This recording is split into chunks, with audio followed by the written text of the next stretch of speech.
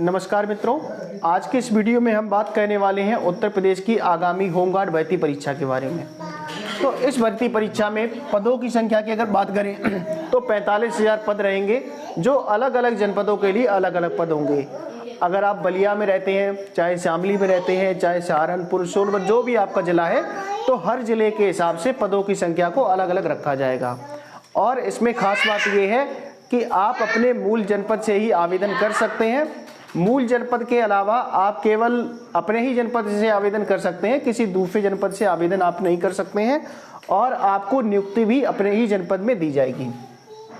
अलग अलग जनपदों हेतु अलग अलग आवेदन और नियुक्ति आपको अपने ही जनपद में मिलेगी, ये बात का आपको ख्याल रखना है। इसके बाद अगर हम बात करें उम्र सीमा की, तो अगर आप जनरल या ईडब्ल्यूएस कैटेगरी में आते हैं तो जनरल और ईडब्ल्यूएस कैटेगरी वालों के लिए उम्र सीमा 18 साल से लेकर के 30 साल तक निर्धारित करी गई है, 18 से 30 साल। इसके अलावा अगर आप ओबीसी, एससी या एसटी कैंडिडेट में हैं तो आपके लिए उम्र सीमा 18 वर्ष से लेकर के 35 वर्ष निर्धारित की गई है। इसके साथ ही अगर हम लोग योग्यता की ओर देखें तो हाई स्कूल पास, न्यूनतम हाई स्कूल पास होना चाहिए अभ्यर्थी को, तो ही आप इसमें आवेदन कर सकते हैं। इसके अलावा अधिमानी योग्यता की बात करें, अगर आपके पास एनसीसी का सी प्रमाण पत्र है तो आपको इसके लिए अतिरिक्त 3 अंक मिलेंगे। और अगर आपके पास बी प्रमाण पत्र है एनसीसी का तो आपको 2 अंक मिलेंगे। ए प्रमाण पत्र है तो 1 अंक मिलेगा। इसके अलावा अगर आपके पास भारत स्काउट गाइड प्रमाण पत्र धारक हैं तो इसके लिए आपको 1 अंक का लाभ दिया जाएगा। और लिखित परीक्षा की बात करें तो इस परीक्षा में आपको सामान्य ज्ञान के कुल 100 प्रश्न देखने को मिलेंगे। 100 प्रश्न आपके 100 अंक के होंगे और इसके लिए आपको 2 घंटे का समय दिया जाएगा। 100 प्रश्न सामान्य ज्ञान के 100 अंक के और समय रहेगा आपका 2 घंटे। इसके बाद क्या होगा, जब लिखित परीक्षा हो जाएगी फिर एक मेरिट बनेगी। मेरिट प्रत्येक जिले की अलग अलग बनेगी। अगर 75 जिले हैं तो 75 के 75 जिलों की मेरिट अलग अलग रहेगी।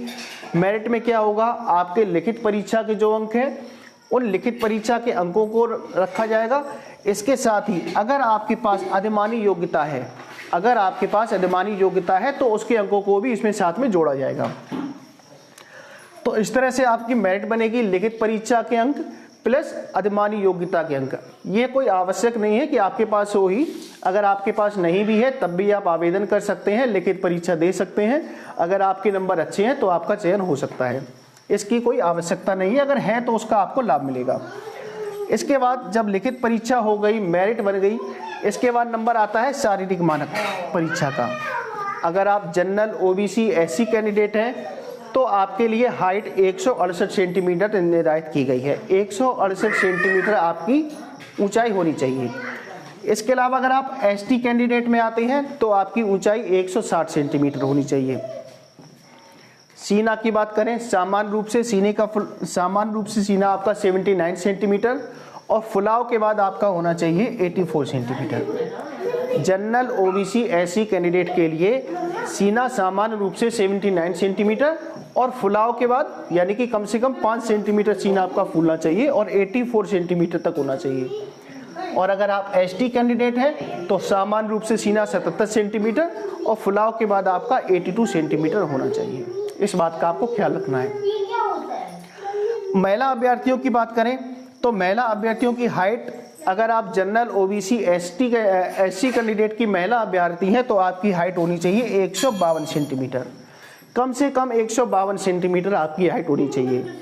इसके अलावा अगर आप एसटी कैटेगरी में आते हैं, महिला कैंडिडेट हैं, तो आपकी हाइट कम से कम 147 सेंटीमीटर होनी चाहिए। इसके अलावा महिला अभ्यर्थियों के लिए वजन कम से कम 40 किलो। महिला अभ्यर्थी चाहे किसी भी कैटेगरी की हो, कम से कम आपको 40 किलो वजन तो होना ही चाहिए। अब आपकी जब लिखित परीक्षा हो गई, मेरिट बन गई, शारीरिक यानी फिजिकल टेस्ट हो गए, इन सब के बाद नंबर आता है दौड़ का।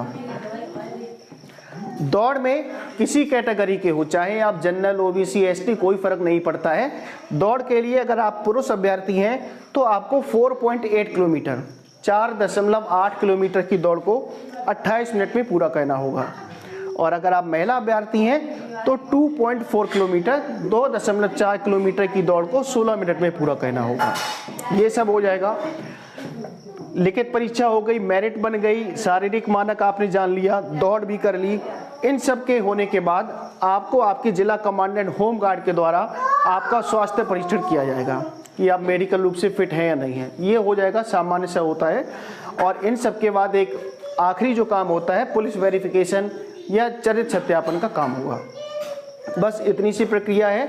45,000 पद हैं, बहुत बड़ी वैकेंसी है, अच्छा मौका है, आप लोग इसमें आवेदन करिए। और अच्छी बात इसमें यह है कि आपको नियुक्ति भी अपने जनपद में मिल जाएगी और अगर आप चाहें तो इसमें आवेदन कर सकते हैं।